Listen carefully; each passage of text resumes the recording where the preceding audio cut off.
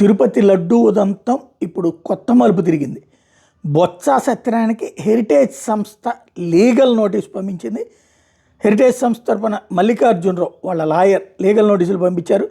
Heritage సంస్థ అనేది చట్టబద్ధంగా నడుస్తుంది, జాతీయ అంతర్జాతీయ స్థాయిలో ప్రశంసలు కూడా పొందింది, గుర్తింపు పొందింది, ఫుడ్ సేఫ్టీ నామ్స్ ఖచ్చితంగా పాటిస్తాం, ప్రీమియం బ్రాండ్గా కూడా ఉంది, హెరిటేజ్ ప్రతిష్టకు భంగం కలిగించేలా బొత్స ఆరోపణలు చేశారంటూ ఇందాపూర్ డైరీతో మాకు సంబంధం లేదు, కానీ మా సంస్థ మీద దుష్ప్రచారం చేస్తున్నారు, 22 సంస్థలతో హెరిటేజ్ సిండికేట్ అయిందంటూ నిరాధార ఆరోపణలు చేశారు.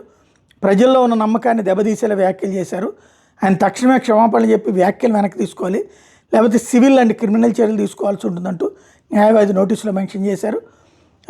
ఇక్కడ దీంట్లో శాసన మండలిలో ఆయన మాట్లాడిన దానికి బయట లీగల్గా యాక్షన్ ఎలా తీసుకుంటారు అన్నటువంటి దాన్ని, అలాగే బయట ప్రెస్ కాన్ఫరెన్స్లో కూడా మాట్లాడుతున్నారు కాబట్టి అందుకు ఇంకొకటి దీని మీద చర్చ జరగకుండా లీగల్ ఆస్పెక్ట్ వైపు ముందుకెళ్తున్నారనమాట.